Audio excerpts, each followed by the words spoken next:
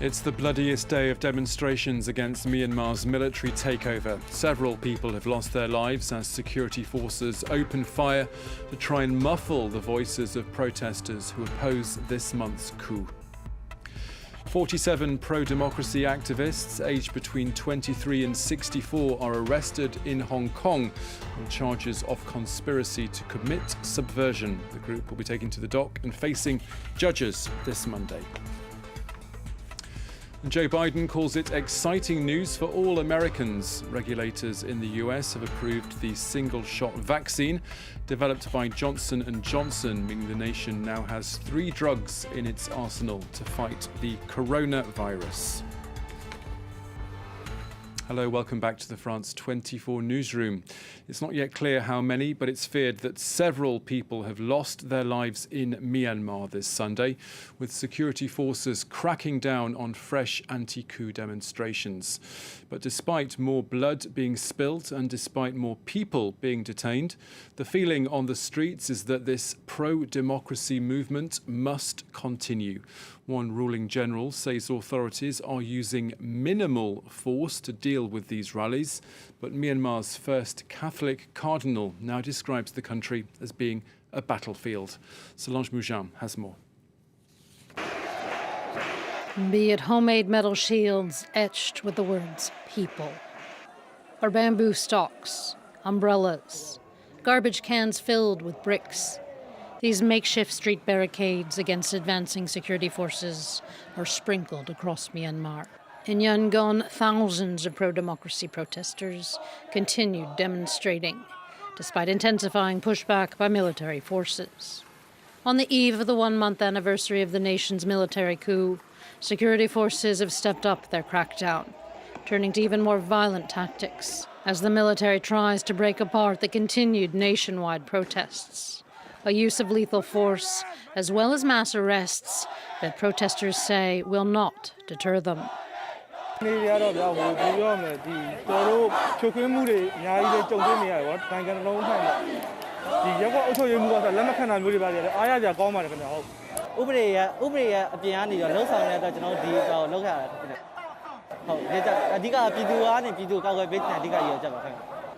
A defiance in numbers that was also tested in a violent crackdown in Dawei. Local media in the southern town reported protesters were killed by live bullets and others maimed by rubber ones. Nationwide, Burmese citizens have been organizing against the February 1st military coup, calling for a return to democracy and the release of detained government leader Aung San Suu Kyi. Now, earlier here on France 24, I spoke to Philip Sherwell, who's the Asia correspondent for the Sunday Times newspaper.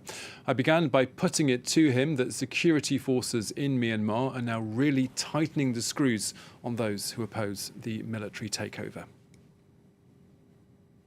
For sort of the first few weeks, they'd sort of gone in, they'd staged overnight arrests, they tried to sort of blockade protesters during the massive sort of street rallies we've seen in recent weeks, but they'd been sort of reticent about going in, with full force. That's over. Yesterday they arrested hundreds of people. Today they've gone in very early and very violently with tear gas and with stun guns. Clearly, this is now reaching a tipping point. I think also for the military on Friday night they suffered this humiliating scene in the United Nations in the Security Council chamber, where the Burmese envoy condemned the coup in very forceful and emotional terms, and brought this home to a world stage. The appeal to the international community to not let this situation continue. So I think this weekend the junta is seeing not only the protests on the streets, it's facing a paralyzing civil disobedience movement, which is organizing strikes across key sectors of the economy and across the civil service. And then, on the international stage, their most senior diplomat condemning their own actions. They have gone in very, very brutally today, and there is great fear in a country which witnessed bloody crackdowns and bloodshed, bloodbaths that ended protests in 1988 and 2007. That the military will follow similar tactics. But as you mentioned, these protesters are not going anywhere. They believe that this is their time. They have to maintain the momentum, and they're galvanized. They're fueled by fury at how this crackdown is being conducted, and they're out on the streets in force and aren't going anywhere either. Staying with Asia, we head to Thailand now, where thousands of pro-democracy activists have been stomping their way from Bangkok's Victory Monument to the home of the Prime Minister this Sunday. They're all adamant on seeing the government step down, and they also want to see the country's constitution be injected with more democratic clauses. This latest turnout is part of a wider youth-led anti-government movement. 39 men and 8 women were making their way to court in Hong Kong this coming Monday. The pro-democracy activists and former lawmakers have been charged with conspiracy to commit subversion in the largest single crackdown on the opposition under the national security law imposed by Beijing.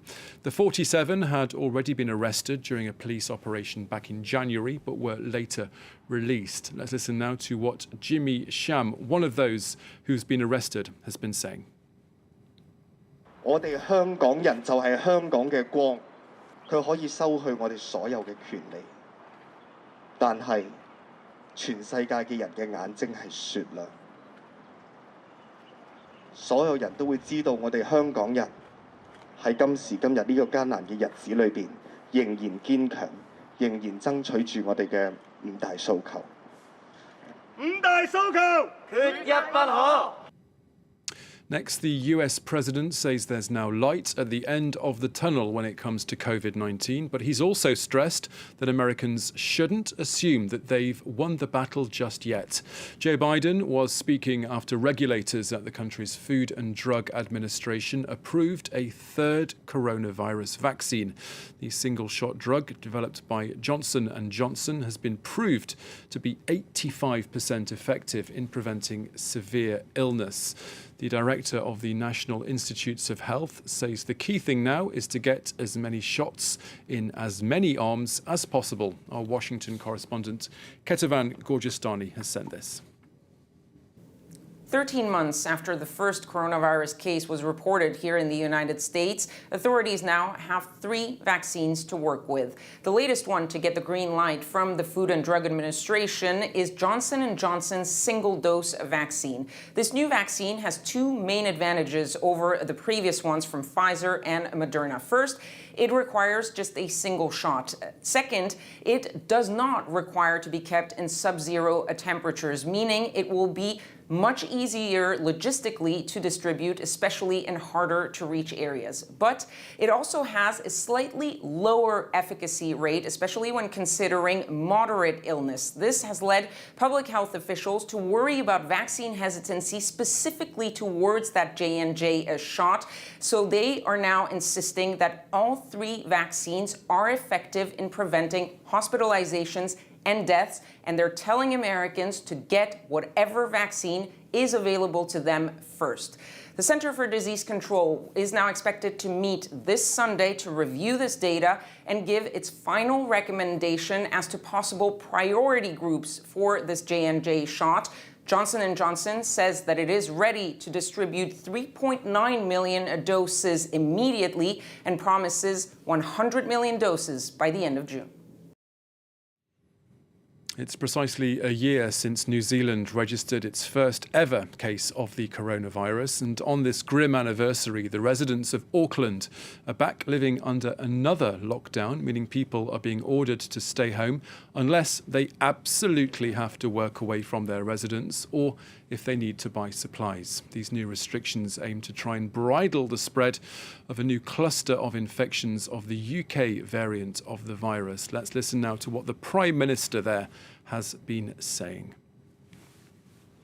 We have thankfully been without loss of life via COVID-19 for some time. But that is still the primary reason we take these strict, short and sharp measures. COVID kills people. We must never lose sight of the reason we take these measures. It is to save our people's lives and to save their livelihoods. OK, let's return now to our top story this hour, and that's the ongoing crackdown by security forces in Myanmar. Scores of people have been detained this Sunday on what is already the deadliest day of unrest since the army snatched the reins of power earlier this month. France 24's Cyril Payen is with me here in the studio. Cyril, we've seen hundreds of people detained, and yet more lives, of course, have been lost. Do you think this crackdown will scare demonstrators into silence or lead to this protest movement being slowed down in any way? I wouldn't say so, because by talking to people in the streets in Burma, in Myanmar, in the last minutes, there are a huge endeavor, which is amazing when regarding the level of what do we have in the riot police, the army, which is deployed heavily today in the very streets of the whole country, and these Pacific people were just barricading themselves. But there is something which is the civil disobedience movement is getting a lot of ground, and when they say we have no fear, we are just out of fear. This is not a slogan. This is something which is very much in their mind. The mindset there is that their sequences of democracy for a few years has been stolen in clap of the junta's fingers, and they know that if they don't fight now, it will be gone for forever. So you can see a lot of determination, and the death toll is extremely amazing, because now we have 10 people confirmed dead in 4 various locations in the country, and this is also to put in conditional, because it could be climbing. We have 1,000 people arrested for the whole day. So we have really very brutal crackdown, or maybe the junta is showing its real face today. Now, in a separate development, Myanmar's UN ambassador has now been sacked for the statement that he made in the General Assembly in New York. And with more deaths, as you were saying, reported this Sunday, will this sacking and this ongoing crackdown spur the international community to do more? This is the last hope of these very people in the streets of the country.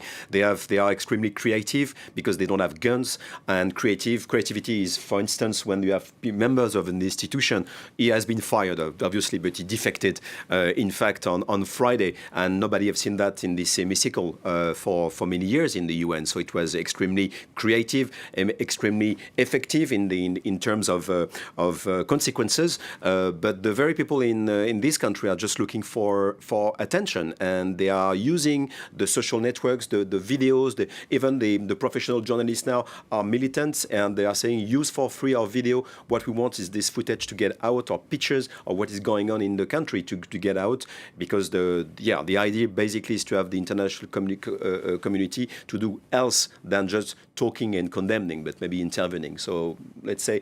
But tomorrow is an important day, because Aung San Suu Kyi, which is the iconic pro-democracy leader, is going to put on trial tomorrow again. So we can expect in the streets a lot of demonstration again. And how far do you see these protests going? What can we expect in the days ahead? How much more steam do they have, do you think? I think we are going to see ahead more confrontations, because people are extremely determined. And on the military side also, they have a lot of backup from China. Everybody knows that now. But there is a point where we are not anymore in 2007 or even 1988, where 3,000 students have been killed in the streets. This is another paradigm. This is another scenario. And the people in the street know that. But also in front, you have some hardliners, military, who have a lot to lose in the process. So let's see. But we can see a lot of volatility and violences in this country. OK, Cyril Payen, thank you very much.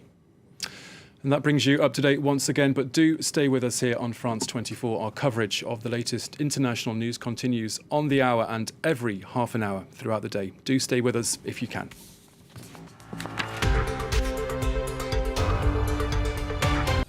On the 1st of January, Israeli soldiers confiscated a generator in the village of Al Raqiz in South Hebron. They shot and paralyzed a 24-year-old Palestinian who tried to take it back. We've met his family in some of the villages. Here, it's illegal to connect up an electricity supply. We also met their neighbors, Israeli settlers who live much more comfortably on the hills in the West Bank. Reporters, presented by Mark Owen on France 24 and France24.com.